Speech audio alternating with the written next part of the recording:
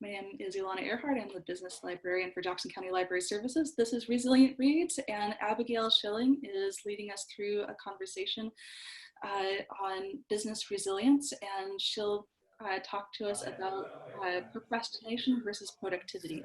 And so we're going to give the mic over to Abigail. Thank you so much for leading today. Thank you for having me, Ilana, and the Jackson County Library Services. As a business owner, I truly, I can't stress to people out of the area how nice it is to have a business librarian. Not every library has that kind of service, and it's so useful for 1,000 different reasons. Today, I'm going to be talking a lot about productivity and a little bit less about procrastination. I'm also not going to be talking about profit. Profit is usually the key topic of most business talks. Especially in a time of crisis, profit or cash flow feels the most important. And so I'm hoping to speak into some of that noise a little bit and bring us into a conversation about productivity and goals and habit building, because I believe that is the building blocks. So we're going to be focusing a little bit on some other P words as well, such as passion and perseverance. And, you know, keep your eyes out for other P words hidden throughout the presentation. Let's see if I can go to the next slide. Yes. I am Abigail Schilling. I am a career digital entrepreneur. I have a couple decades of experience working in building businesses, helping businesses, and serving both entrepreneurs and entrepreneurs in creative thinking, problem solving, and messaging and branding. I think user-driven or customer-driven data is the key to getting our answers. And a couple of years ago, I moved to Jackson County, and I recently opened Medford Cowork Collective, which is sort of pictured in this photo here, which is a co-working space in downtown Medford that serves Jackson County and the greater Rogue Valley area with entrepreneurial resources, both in person and virtually. Here is some bad news. Entrepreneurs are prone to distraction. A lot of what makes entrepreneurs good at being entrepreneurs and consistent and empowered enough to use that label is our ability to jump onto new things, see new ideas, get energized, impassion people about something new, maybe find an undiscovered thing that everyone else is ignoring. All of those things also mean we're prone to distraction. It can get discouraging to do the same thing day after day after day. It cannot feel as exciting as the early days of a business.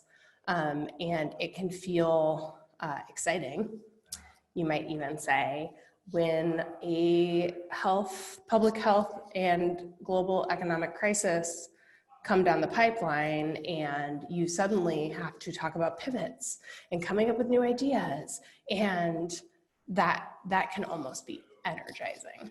And that doesn't necessarily always solve the problem or grow your business, because ideas are not implementation.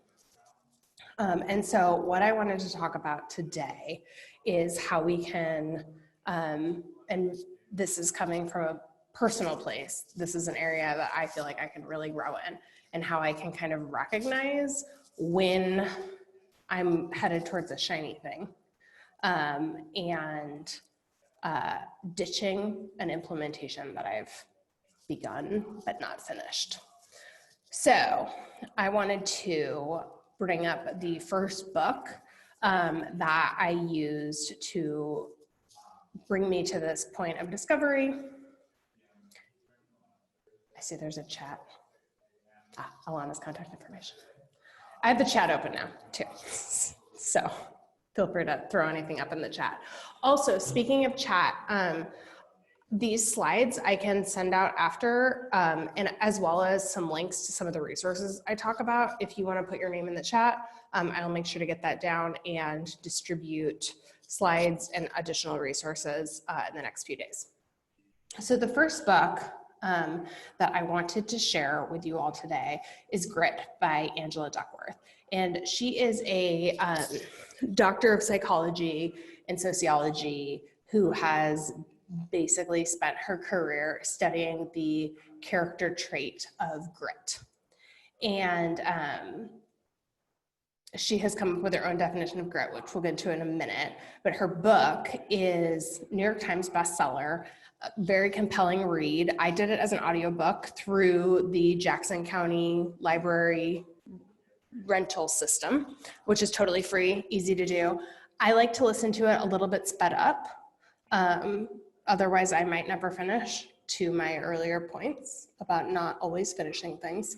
But she's a compelling author, and she's got a lot of data of studies that she and her team have done on the topic of grit, as well as interviews and interesting conversations with people who have grit.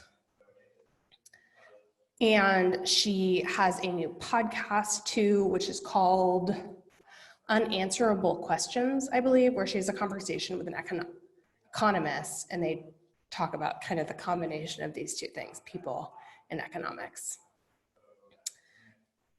So her definition of grit is passion and perseverance for long-term goals. And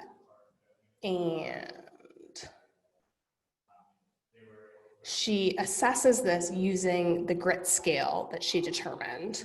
And it's a 10-question quiz, which you can take on her website. I'll email that link if you want. Otherwise, if you just Google Angela Duckworth grit scale or take the grit quiz or that sort of thing, you'll get this. Oh, and Alana says she'll create a list as well. So some of the questions on this 10-question quiz, you rate yourself on a scale saying if it's like you or not like you. One of the questions is, I am a hard worker. Most entrepreneurs would say, yes, of course, very much like me. But then another question is, I finish whatever I begin. Marta has some body language that suggests she might not rate herself as a 5 on very much like me for that. And so that is what Duckworth is getting at in this concept. And just for total transparency, I have taken the grit score. I am at a 2.6, and my goal is to hopefully have a number closer to 3.5 in the next like 12 to 24 months. I should commit to a more specific timeline, but I'm not ready to grow that much yet. And it says I scored higher than about 20% of American adults in a recent study. That's not very high. Like this is an area that I don't display it in the way that some do, especially people like athletes are very high on the grit scale. Academics, very high on the grit scale. And that is because they participate in deliberate practice. It's in those, Marta says entrepreneurs should have their own scale. I'm not sure, Marta. Entrepreneurs have like the money scale, like how much money do they make? But I challenge you to read her book because, and I'm gonna get to the effort equation in a second, which basically the point is, if we all got grittier, we'd be more successful. And there's always a place for prioritization and the tools of what that looks like, but kind of these behavioral changes maybe would be helpful. She basically talks about this concept of deliberate practice as the perhaps solution. And because she's a scientist, she says she's been able to identify what grit is and who has grit. She hasn't yet proven what makes you grittier. And you know, I assume in our lifetime, another book will come out. She is constantly doing studies and studying people throughout their whole lives, and maybe we'll get some answers. She even talks about in her book, she's a parent And she talks about having, Joel loves grits, Southern boy. The topic of getting grittier. She's like, I want my kids to be gritty. I know how good it is for people. I know what it means. I know what it results in. I know what kind of quality life it gives. And I'm parenting, and I would love to make my kids grittier, but I don't know scientifically. I haven't proven exactly what does that. But she does think that deliberate practice is a key part of this. And she talks about the effort equation. And basically, your starting ingredient is talent. So I am very quick to identify my talents. Part of that, and she talks about this in the book, is because even as a young kid, I was told I was talented, I was smart, those things were pointed out to me. And I think that contributed to my lack of effort and my willingness to quit. Because there are some things that I'm talented at and some things I'm not. And I just, for 35 years, have tried to focus on the talent side of things. However,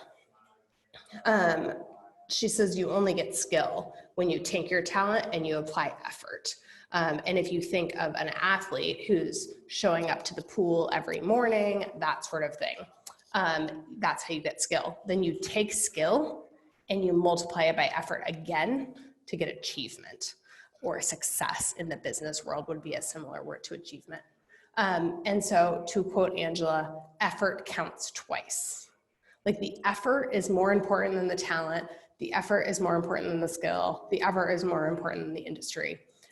Effort counts twice. So in order to weather storms in our businesses, in order to grow and succeed, we must commit to deliberate practice, to focusing on skill, and to figuring out how to be gritty day after day after day. So I could go into now a talk about tools or hacks or apps or shortcuts, all these ways that we could like find practice. But I'm not going to do that because we're not taking an easy way out. I'm not going to just say these are the 4 apps you need on your smartphone, or this is the co-working membership you need to sign up for today. We are going to do this the hard way because that's what books have taught me. So I think behavior change, both the why of behavior change and the how of behavior change, are key to understanding like, why are we changing our behavior before we just jump into apps or processes or calendars or that sort of thing. So that leads me to our second book, which is Atomic Habits by James Clear. And James Clear is a former athlete. And so not surprising, but he has quite the experience in deliberate practice and excelling from childhood Little League to being a collegiate athlete. Lots of time spent showing up to practice, nursing injuries, and then he became a writer and wrote this book called Atomic Habits. And I thought in my brain the word atomic was like big deal. And then actually he's talking about tiny changes, like the size of an atom, and how if you stack these tiny changes over and over and over again, he has an example where basically if you change 1% a day for a year, you think of a plane going from LA to New York, and if it changed its course 1%, just one time, it wouldn't make it to New York. You think about if it changed 1% every 100 miles, where it would end up. And so he talks about building habits as the behavior change model on over and over and over again. And so I thought marrying these two concepts of atomic habits and grit would work for me as a way to get grittier, because the concept of becoming a gritty person, I think of one of my best friends in the world who is the grittiest person I ever met. I read this book, I took the quiz, I texted her and I said, have you read this book? And she was like, Angela Duckworth is my religion. Yes, I've read the book. And I was like, oh, okay. So yes, I have correctly obsessed that you are very gritty and I am not.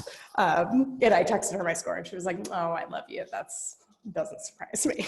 And so I've identified that like going from me to her feels very like, I'm like, we're different people. She's she's just innately that way. No, she had earlier training in behavior change that I didn't have, but I believe in my ability to get grittier. I may never be a 4.8 on the scale, which is what she is, but like I said, I'm hoping for 3.5.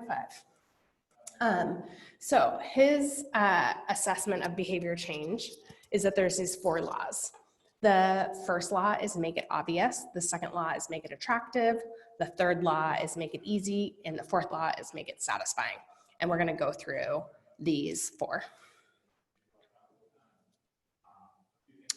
So in the first law, it's to make it obvious. So if this is a behavior change, like a positive behavior change,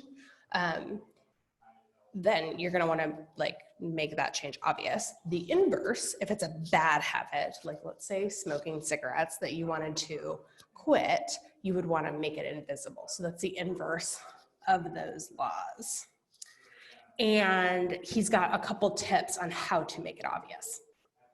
So the first thing is an implementation intention, which is where you make a statement. I will behavior at time and location, such as I will brush my teeth at 7 a.m. in the bathroom. A very simple one, but it shows that it makes it obvious, right? We've been doing that for, X years. We don't even have to think about it. That's how obvious it is. So you take something, a new behavior change you want, and you make an intention about it. That makes it obvious. You don't want it to be vague. You don't want it to be aspirational. You want it to be concrete and intentional. The second tip he has for making it obvious is this cool tool he refers to as habit stacking. This is especially useful if you can identify all the habits you already have.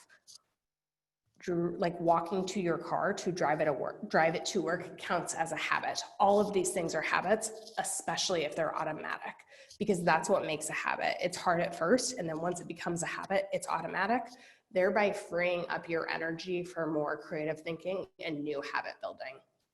So an example of this would be, after I come downstairs from getting ready, I will put my phone in my bag.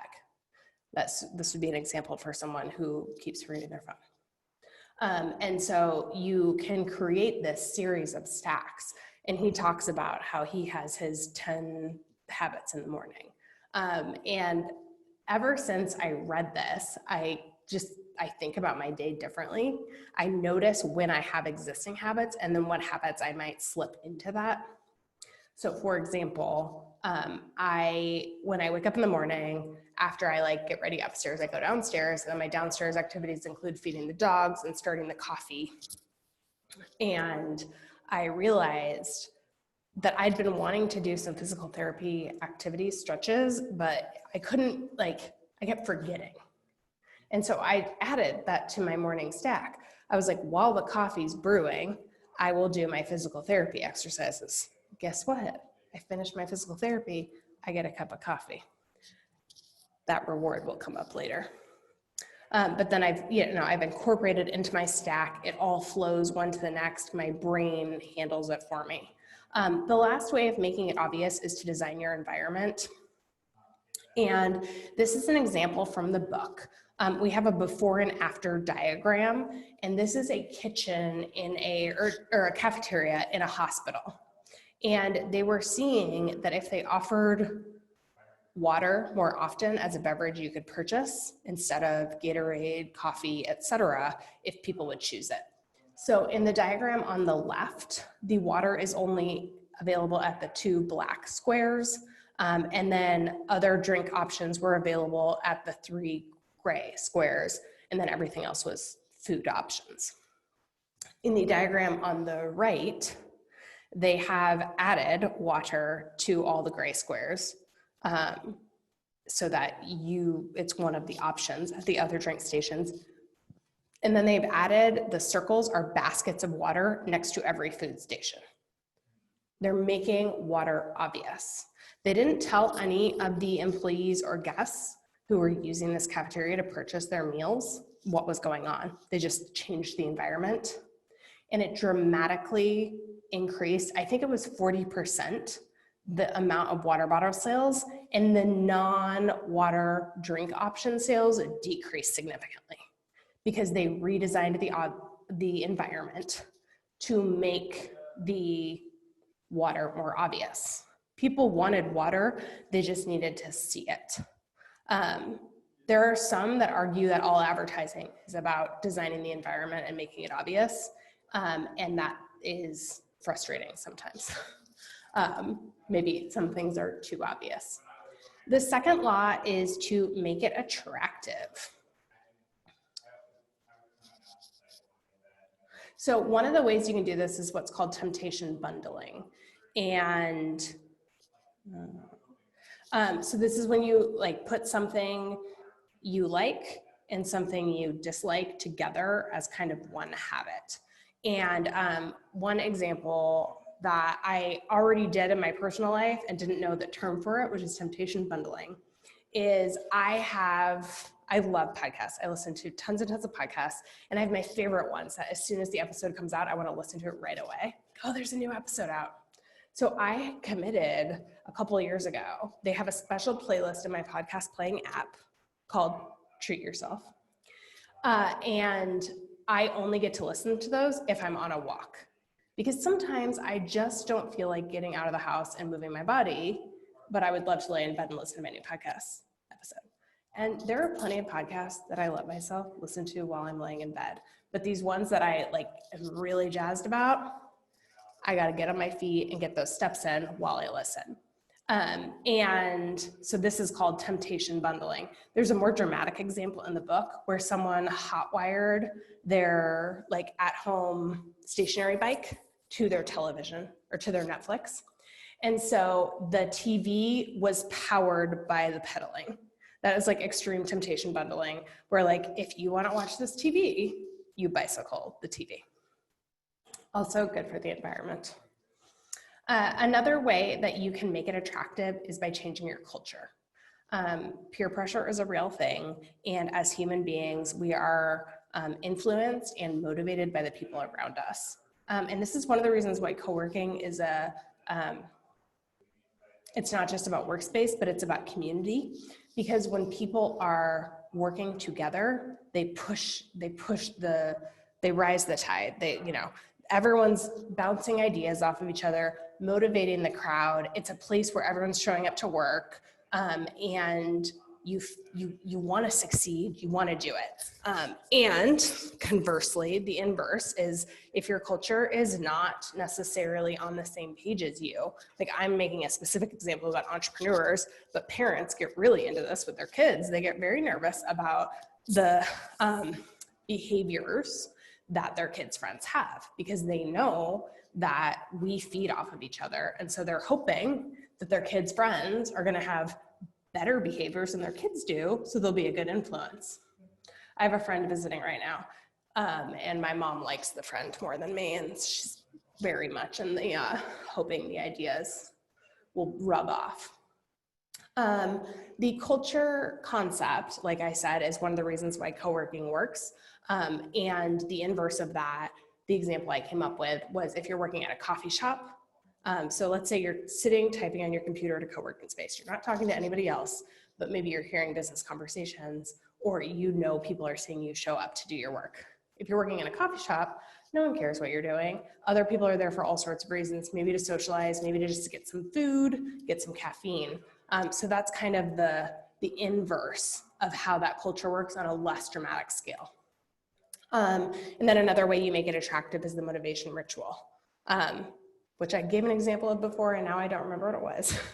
But basically, it's a reward, and you make that as part of your habit stack, where if I do this, then I get this, and you save that motivating thing for after you've completed the behavior change.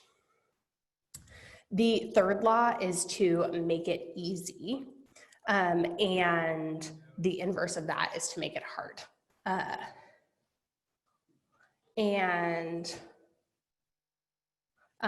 The key device to do this is called a commitment device. And this is basically when you, for example, let's say you don't want to eat the entire bag of trail mix all at once. So instead of buying one bag of trail mix, you buy the individual packages. Or when you bring it home, you separate it into individual packages. You've committed to that serving size in advance. That's a very straightforward example. But you could say you want to wake up earlier in the morning. You could start scheduling early morning meetings. That way you're committing to showing up earlier. An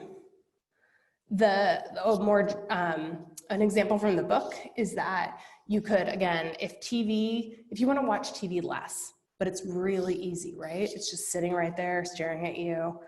Someone gave an example of video games, like it's just kind of when you want to relax, you just pick up the thing instead of maybe another behavior. You could unplug the TV. So you're creating a little bit of friction that if you want to watch TV, you need to plug it in. There's not a rule there. It's just like adding just a layer of friction. Oh, if I want to watch TV, I need to plug it in. When I'm done watching TV, I unplug it. That's a commitment device. And I have struggled a lot with that distraction element, like we talked about with the TV. TV isn't my particular version of a distraction, but my phone is. And I have found myself reaching for my phone without a reason, just because it's a distraction device. And so I downloaded an app a couple of years ago to help me with this called Moment. Phones have built-in versions of this as well now, where it tells you how much time you're spending on your phone. You can set limits, so it tells you you've expired your phone time. You can set limits for specific apps. So I've tried all those things. And then most recently, I think it's been 3 weeks now, I deleted the Facebook app from my phone. I did not quit Facebook. I still have a Facebook account. I can access Facebook on my desktop. I do not do it very often. I have to remember, I have to be like, oh, it's been a week, I should check. I ended up bookmarking my friends' profile pages so that I could just go to my bookmarks, go to their profile, see what's going on with my friends, the content that I actually enjoy, right? But I don't, like the second the app wasn't on my phone, my brain just stopped trying. Like that's how easy it was to make it hard and free up that time, which basically allows me to read an additional book a week. Alana says there are studies about how our emotional connection to phones are similar to love. Yes, and there is a book in my recommended further reading called Digital Minimalism that I highly recommend. And he talks a lot about the science about that and how our brains see phones in this creepy way, and how the people who design the phone apps, or not the people, repeat title, Digital Minimalism. There's a slide, you will see it soon. That there are, the way the notifications ping us is just messing with our brains. The fourth law is to make it satisfying. And one of the simplest ways we can do this is with a concept called habit tracking. It is what it sounds like. So it could be a simple calendar where you basically go to Google Images, ask for a calendar of July 2020, print it out, or you could just draw one. It's squares. And then you check off each day you did your habit, right? That is a satisfying activity. We are used, I know people who make to-do lists just so they can check off what they finished. It is satisfying, it is motivating. You can also use a journal. You could get a fancy journal. You could get a 99-cent notebook from the dollar store where you're just marking down each day what you're doing. There are two other products that I mentioned on this page. One is the Results Journal, which is a product I actually helped build last year. And it's a health and wellness journal that has trackers for your days and weeks, as well as journaling pages. And so there's check boxes for how many servings of fruit and vegetables you had each day, and how, you check a box for moving your body, you check a box for calling a friend or working on your marriage. It kind of has these different indicators. So that's the results journal. And then there's also the habits journal, which goes with the Atomic Habits book. And I haven't used it myself, but the book is incredible. So I assume that the journal really makes it a little easier. But I also want to caution all of us take actioners on this call that it's not necessarily about going out and buying one of these like $30 journals. You can, like I said, have a piece of paper. And I have a personal story. As I was doing the work for this class and studying and trying to decide, you know, what changes I want to make in my own life. I have a general problem managing my email, and it's a twofold problem. It's a threefold problem. One is I feel like I don't have enough time, so I need to reorganize my day to prioritize triaging my inbox once a day as it comes in, so I stay on top of it. The second problem is I have an extensive backlog, and so stuff keeps getting lost in the backlog. And then the third problem is that I'm using the activity of keeping an email unread as a kind of to-do list system. However, some of those things are action items, like reply to this email. Some of them are read this article, watch this video, digest this information, consume. And so those are two very different activities. And so one thing I did was I committed that anything in that second activity of consuming, that when I did my morning triage of email, I would identify that and I would save all those in a separate bookmark folder, and I would set aside time to consume that content. So now I've put my calendar twice a week, and I would like to increase it, but I'm starting small. So that those times in my calendar, I sit down with that list of bookmarks, which has articles, it has webinar replays I might have missed, it has stuff like that, where I will actually consume those instead of them just disappearing into my inbox. So that leaves my inbox more actionable. The other thing I've done is, in order to reduce this backlog that I do not feel comfortable just marking as read and starting over, which is something that works for some people. I've decided that I put up on next to my desk. So if you come see me at MCC, you'll see this on my desk. It's a handwritten document. It says inbox 0 at the top. And it has the 3 names of the 3 inboxes that are currently out of control. And it has how many emails are in that inbox. So it's just 3 columns. And each time I work on the project, which I've dedicated time in my calendar to do this, I cross off the old number and I put on the new one. So that's it's so satisfying to see. So I've gone from 694, now I'm at like 580. So that's like 15% in a week, and it's sitting right there on my desk. And I'm going to talk a little bit about when and why I do those activities in the next section. So moving on from Atomic Habits, which, by the way, I covered about 30% of what's in that book. If that felt meaty to you, or vegan meaty, if you're me, the book is, I took my favorite parts of the book. The book will take you down all the rabbit holes. But one of the things the book didn't touch on that I think is really important is what I call Plan B days. I have a chronic illness. I also get really bad menstrual cramps once a month, consistently, 12 times a year. I am out sick from work. My chronic illness means that I can wake up in the morning and not be able to do the things on my to-do list. I call those Plan B days. Some people call it survival mode or not having enough spoons, where you just wake up and you don't feel like yourself. And I shared why that happens to me, but I think every single person living on the planet has things that create Plan B days for them. Whether it's something going on at home with your family, if you have a partner, their schedule changes and suddenly you don't have the control of your day you thought you would have. We can do tons of planning and habit tracking and building, and that's not gonna change, that's not gonna make Plan B days go away. Plan B days are real.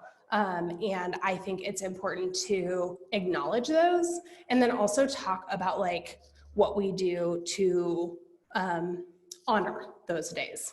And there is a blog called Pinecone Papers. It's a productivity blog specifically for people who have some sort of chronic illness. And so I really appreciate the tone and messaging she uses, Jess Williams, who writes it, to talk about how to kind of manage your Plan B days.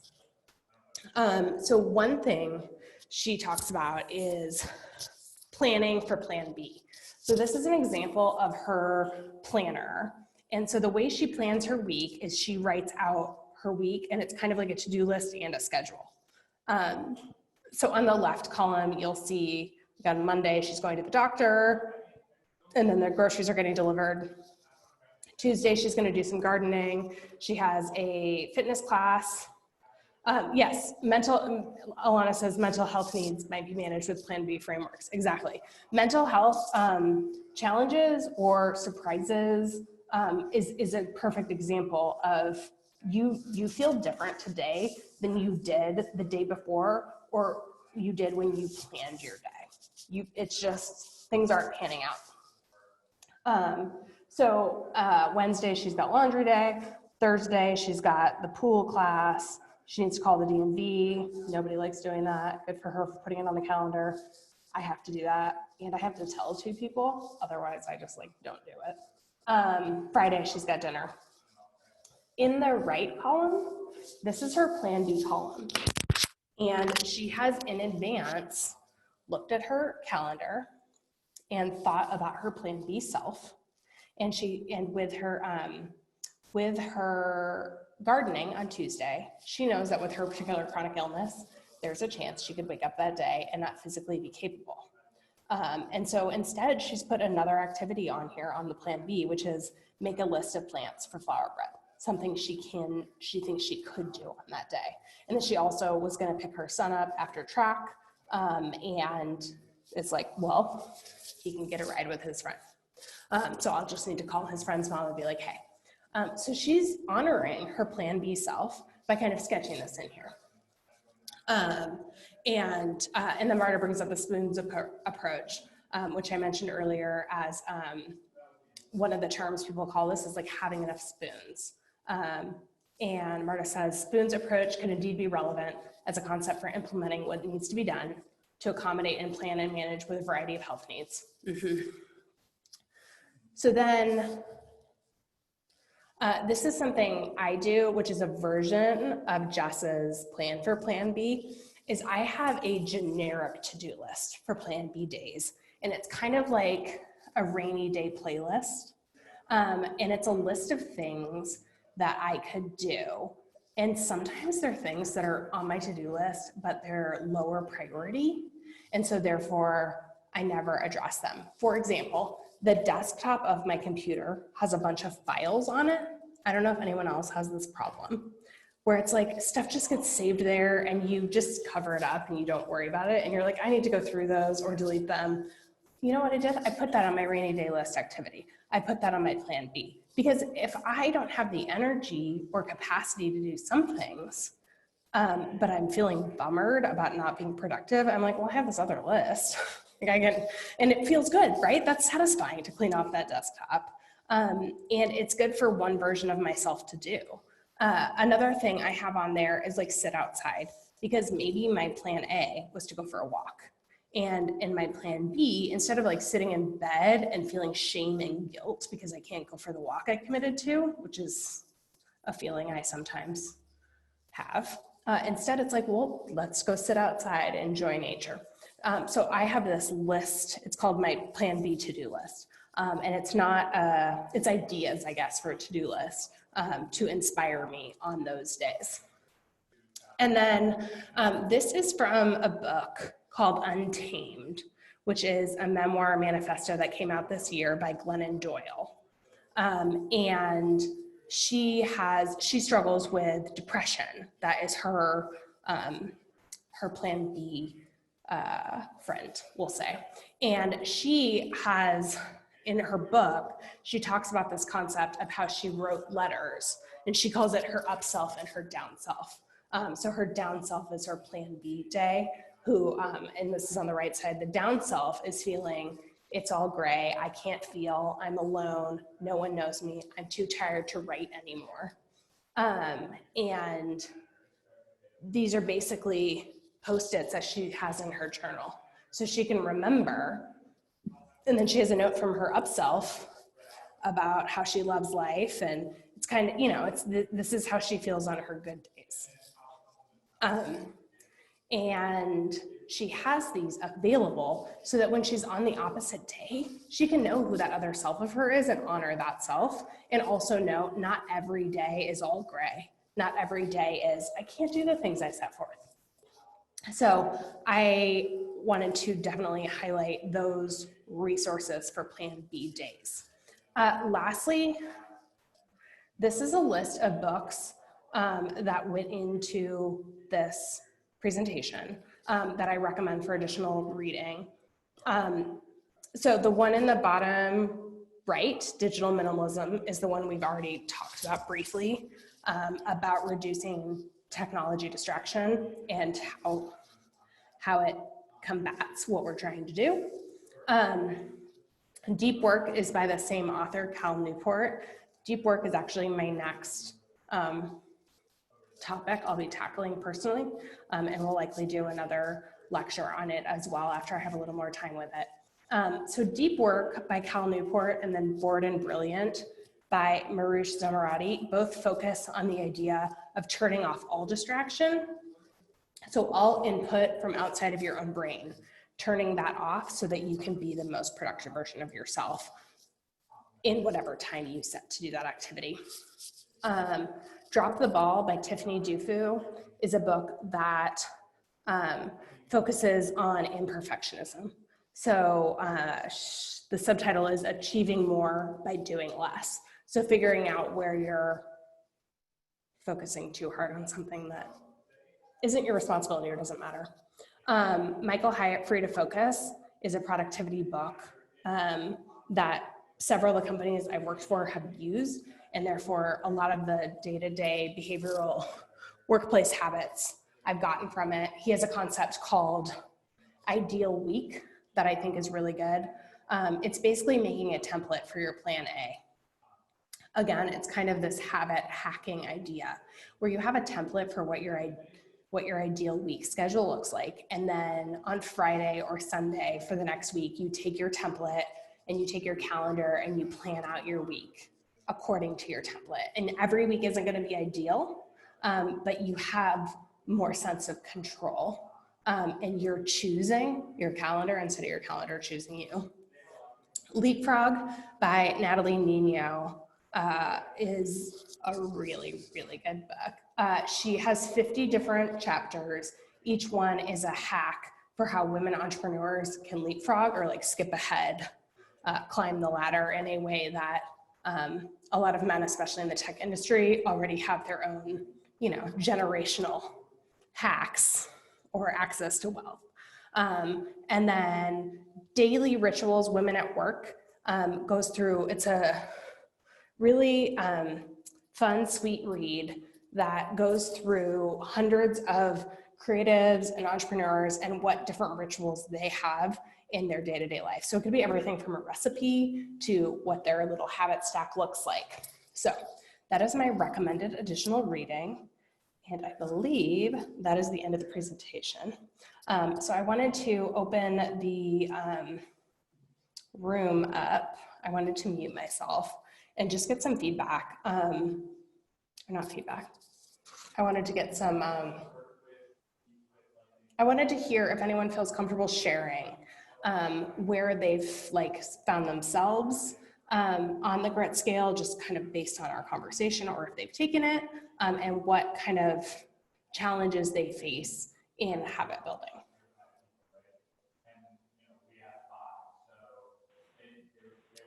Anyone? So I actually read that book. It was recommended towards the beginning of the year, and I found it hard personally to implement because I kind of just fall back into habits that aren't super productive. So it was really good hearing a refresher, and because it's hard, especially when for busy folks like ourselves as entrepreneurs, we've got so many things going on, and sometimes those changing our behaviors is difficult, especially when we're about to up level. It seems like we oftentimes revert to old patterns. So that said, getting the reminder about habit stacking, I think that's huge, because you can fit in a lot of things while you're brewing coffee. Yeah, I felt the same way, Joel. I mean, I just finished it 2 weeks ago, and it feels it's a very motivating book, but then you want to make a list of like every way you want to change your life because suddenly you feel empowered to do so. And that is not what James Clear is trying to make happen at all. Like his whole, he has this one thing, which I didn't talk about in my talk, but is in the book, called the 2-minute rule, which is like only choose a habit to change if it can be done in 2 minutes. And we change ourselves 2 minutes at a time. And I think, focusing on, and that's kind of the coffee thing, is like a 2-minute rule. What can I do just while the coffee's brewing? And let's not try to change it all. Anybody else? Moretta, I will get you the slides. I mentioned Atomic Habits, and then the first book we talked about was Grit by Angela Duckworth.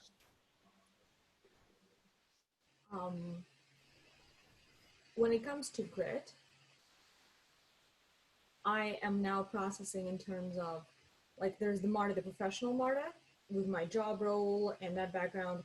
And then there's the Marta, like the immigrant who came here not speaking English 17 years ago. Like, those are two very different people as far as like my persona goes. My professional persona does not reflect that at all. And so like the personal Marta, closer maybe to a 4. My job one, because my job seems to be never over and I'm behind the scenes and I'm convening. I'm not the one with whose name is like on projects that are done. Like that's where I'm scoring like 2.8-ish, I'm gonna say. And I guess the disconnect is something that I'm just kind of taken aback right now, because there are two different, not even parts of my brain, there's just two very different lives. And one will like, the personal Marta has set up her morning routine to where in the first 30 seconds, I take my gummy multivitamins, because otherwise I don't take them, and I have the coffee started. And I unlock all of my doors and I take down my security mechanisms. And then the professional Marta, it takes like an hour before something that feels productive gets done, because of the multitude of emails and calls I'm in. And I guess I'm just trying to reconcile the both worlds, and I've been trying to do that for a few years now. I will say that is common, and Angela Duckworth talks about that in the book, how you can be gritty at one thing. I forget what the exact example was, but she had someone tell her like, I'm not gritty at all. And they meant like, I'm not gritty in like 80% of my life, but in 20% of their life, they had like basically written a book that was like the only book in its field. Like there's no one else in the world at that grit level on that topic. And I think that's what it's like, passion and perseverance for a long-term goal. And we can have a bunch of long-term goals and not have grit for all of them. And that's human. I guess I'll just have to read the book. Oh no. I mean, I do support reading books. So as a librarian, one of the challenges that I face is creating programming and services where there were none for more than a decade. And so that was an exciting challenge in itself, and very creative. And when COVID hit, the library also started going through its own pivots to provide everything online and to make sure that, we were still bridging the digital divide despite all of these new barriers. And that is still a consistent challenge. So now I'm in this space where I'm trying to continually connect with people and assess their needs as they change. And this is all from the perspective of a public servant, someone trying to make sure that other people can maintain their grit. So yeah, it's just a very different experience for a public servant, and in libraries particularly, but I'm relating to a lot of this. Yeah, I think the analytical mind, especially when you pair these two topics together, like I said, Dr. Duckworth doesn't tell you how to get gritty in the book. She's like, I'll tell you what gritty people are like, bye. And so I, of course, went and found Atomic Habits and pushed them together. But I think like there's a reason why Grit stands on its own as a book. And thinking about what that long-term goal is that you are gritty about, it doesn't necessarily, like it is like in your job description, Alana, it is so much about what you're doing for the public. And that is a long-term goal that is very big and nebulous, not an implementation intention that James Clear wants you to do in 2 minutes. And of course, the distance between those two is so wide that it feels scary, much like COVID regulations. And so just trying to manage your way through it feels intimidating. And I think we're all kind of writing our maps as we go.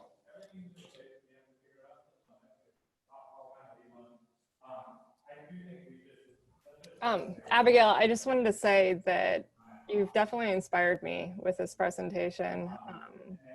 It just kind of gave me like a duh moment, because a couple of months ago, my doctor told me that if I want to feel better, I need to exercise for 40 minutes a day, 5 days a week. And for 3 weeks, I did that. And then I didn't feel good. And so I was like, well, you know, I don't have to exercise because I don't feel good. Right. And then I can tell you, I have not exercised since then. I like completely dropped that habit. And so my duh moment was like, why did I try exercising 40 minutes a day from the beginning? I could have just started out 5 minutes a day and implemented that into my morning and just increased it over time. And then I would be less likely to make some excuse to stop that habit, because going from not exercising to exercising 40 minutes a day is really difficult. Like, yes. Well, 40 minutes is a long time when you are a busy person. Yeah, I don't have time for that, really. Like it's not even necessarily about like exercising isn't fun. It's like any person incorporating any new activity that's taking 40 minutes every single day, that adds up to hours over the course of your week. And that book, Dropping the Ball, that I mentioned in the end for the reading, she talks a little bit about that, how like everyone keeps like building this list of things they want to do, and every one of them is 40 minutes a day. But you don't actually have that time. And so, yeah, I think there's, A, you can do it for less, and you can plan B it too. You can be like, on a plan A day, I get 40 minutes. On a plan B day, I get 10 minutes. Today was so I do a 35-minute walk every morning. Today was a plan B day. My feet hurt to walk. I still said, okay, I'm gonna try it. That's a way I've changed, because before I wouldn't try it. I would say my feet hurt. Mm-hmm. And now I go out there, and there's like, in my neighborhood, there's like the turnoff point where you can shortcut back home instead of going the full loop. And I said, I'm gonna see if I can make it to the turnoff point. And it was an 8-minute walk. And I thought, cool, I can still check it on my habit tracker, which is just as satisfying as feeling better. Don't tell your doctor I said that.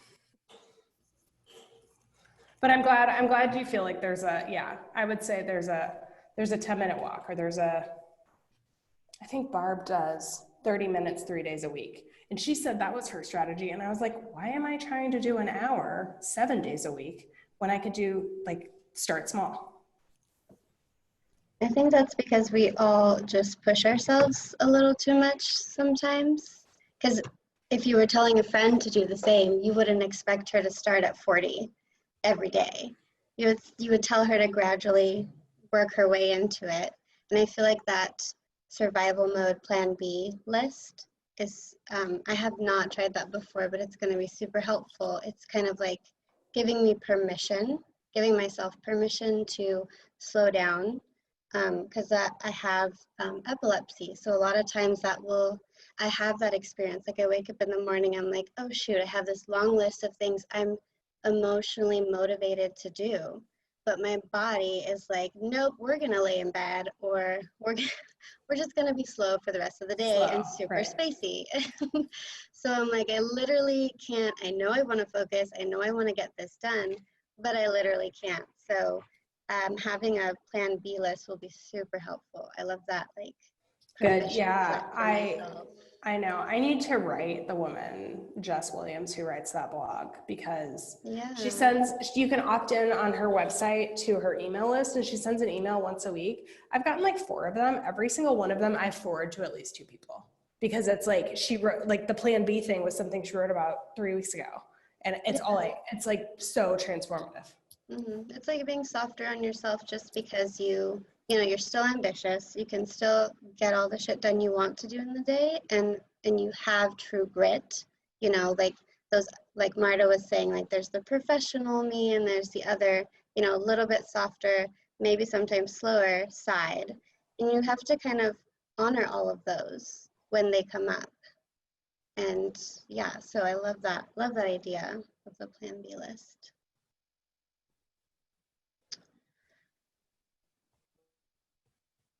Anybody else want to jump in? I know we're past the end time. Marta's got her paper plates. Those are her Plan B day plates. Committed to eating despite dishes.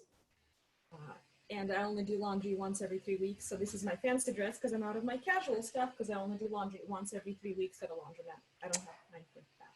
I don't do laundry. That is one of I take it to the Fluff and Fold on West Main. I drop up my laundry, I pick it up the next day.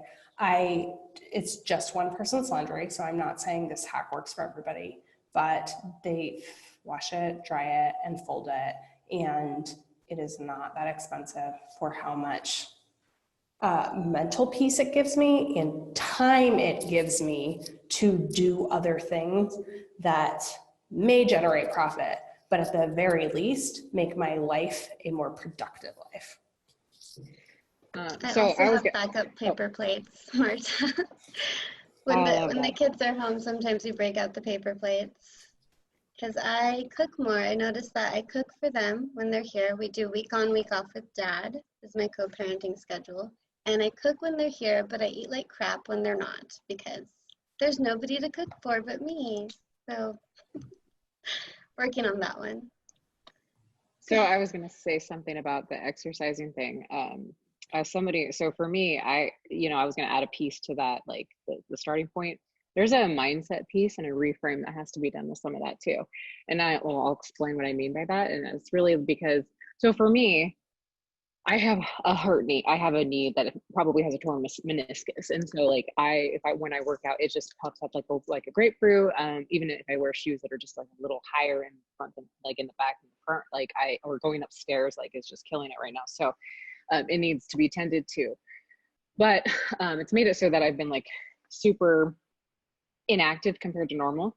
And I'm one of those people though, like, see, there's some stuff that you have to like reframe. And I'm saying that because like, I'm one of those all or nothing people when it comes to certain things. And so I've been an athlete like my whole life. Literally, I was on the career team in college. I was on the water polo team in high school. I have been boxing for the last 7 years. And so and did ballet, and being incredibly inactive for these last like 4 months or whatever, since my knee's been really bad, has bothered me. And then I try to get back into working out. But the problem for me is that if I go back into it, then I just want to execute like hardcore the way that I always do. And then I re-injure my knee every time. So I'm having to get used to a more of like a medium ground, like a new normal, where I'm doing just like weights and sort of walking. Even walking is like long distances is not the thing that I can do right now. So I have to do like more yoga, more grounded exercises and stuff. And it's not something that I'm like super excited about.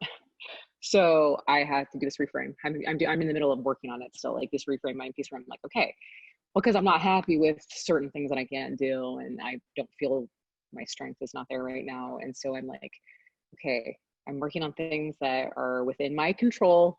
And these are the things that I can do well. It's like telling yourself that stuff instead of saying, well, I don't like this, or I don't want to do it, or 10 minutes or 20 minutes. Like 10 minutes is like feasible. That's a great time. I mean, 10 or 20 minutes of working out is feasible for anybody that wants to squeeze that in. Like is more feasible than 40 minutes. Like 40 minutes looks super daunting, but you also have to put that mindset piece in. And that's one of the hardest things. And I'm going to tell that to anybody, especially if you've either gone from doing no activity or gone from doing a lot of activity like me. You have to meet that yourself in the middle, because all I do is punish myself then for the things that I can't do. So then I have to tell myself, I can still do this, and like be grateful that I can still do certain things, instead of saying, you suck, you're an athlete, like you should be able to do this. That's what I was doing. I was kicking myself. I tore my ACL a couple years ago and I had to have that repaired. And then I've been really hard on my body over the last 6 years doing firefighting. So that's probably why my other knee is just shot. And so I'm like, I have to, this year, my body is telling me that I need to be nicer to it than I've ever been in the past, you know?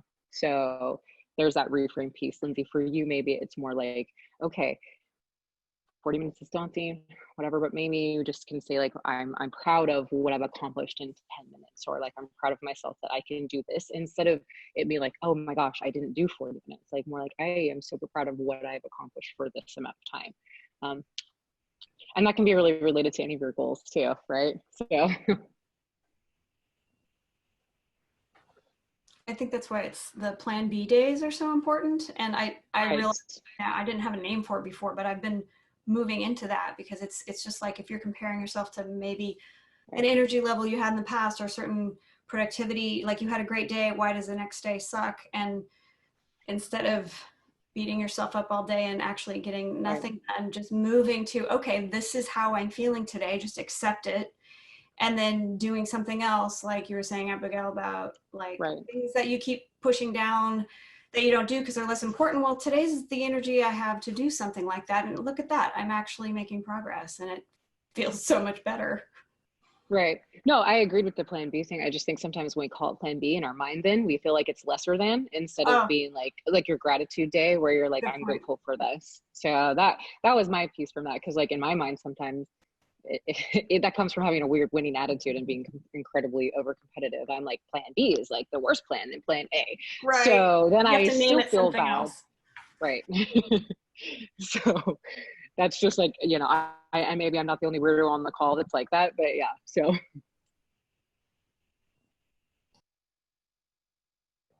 I think I'm calling it survival mode. I kind of like that name better than Plan B. My survival mode list, because I feel like that's all I can do that day, just survive. Or like self-love day. Yeah. On my Plan B like task list, it's like read a book. You know, it's not change the world. And when we're on the subject of books, I'm kind of curious, what are the books and articles and potentially other media that people here are consuming that are keeping you going?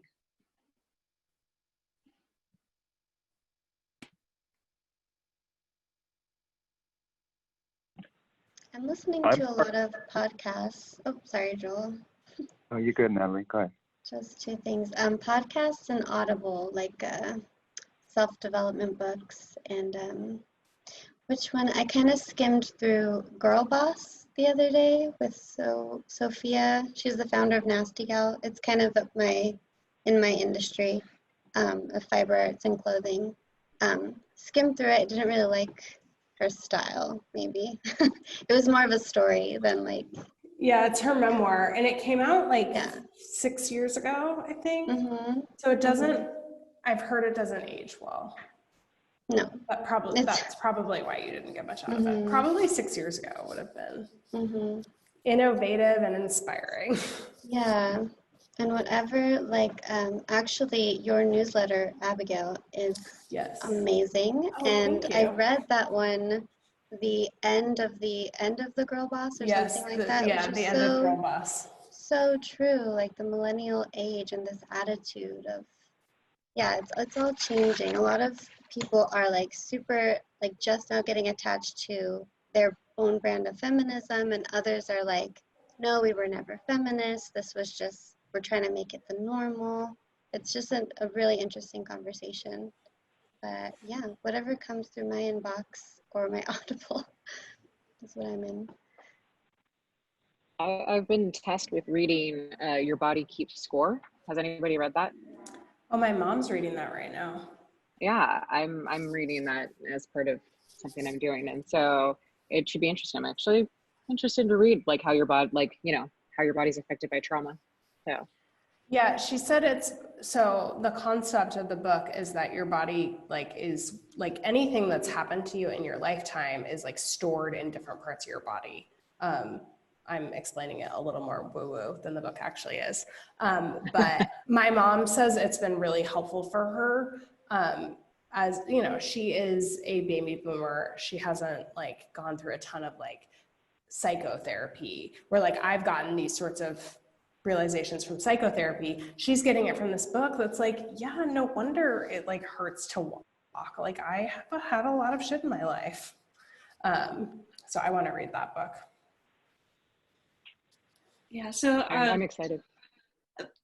I'll say like there are times when I have needed to talk to professionals for my own mental health, and one of the books that was suggested for me was In an Unspoken Voice. So that talks a little bit about trauma and how it is. Oh, Joel tried to say something, I think too. Okay. I don't Go know ahead, if you Alana. interrupted someone. Okay. In any case, yeah, that book has helped me a little bit to identify what is going on in my body related to the experiences that I have every day and how my productivity is affected.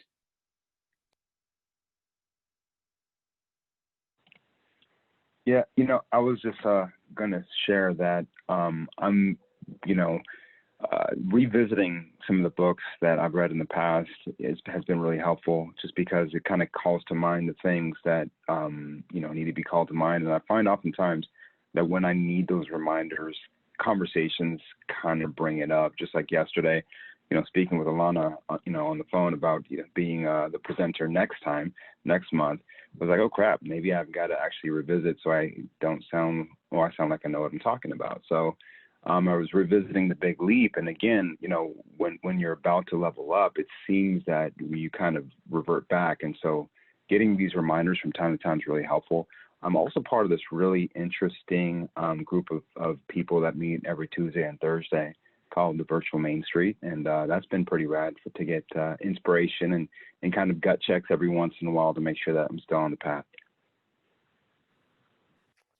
All of us in here laughed. I would say, yeah, I would just explain what Virtual Main Street is, but every single person in here gets the emails and opens them, so. And shows up. Moretta, I don't know if you've ever actually come to our Virtual Main Street, but you know they're happening, right? Yeah. I was like, Moretta reads the emails. Moretta emails me back. She knows where we are. And I want to do a really quick plug for the library's business newsletter. So I send a newsletter out mostly when there's something relevant, because I don't want to waste anyone's time. And so that ends up being about every 6 weeks. And so if you want to know about programs like this, if you want to know what the library is doing and how we can support you to make sure that you're not using whatever capital you have right now to do things that the library can support you in doing for free, then I'm a really great person to be in contact with, and please do sign up for that newsletter. So go to jcls.org, scroll down to the bottom of the page, and you'll see a link for sign up. Marta clapped. Marta, you clapped. I thumbs up. Yes. Okay. I will go sign up for it. I'd like to be a part of it. It's good. The last one Alana sent had lots of stuff in it. It was great.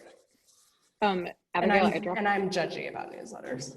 Yes, you are. And I put a podcast link forward, one that I was reminded of for you and for everybody else. It's called Strange on Purpose. It's by Quentin Allums. He's an entrepreneur and esports gaming and really cool guy. And he's actually doing a highlight right now called Women in Sneakers. He's going to start this podcast. It's super cool. And so his podcast is really awesome.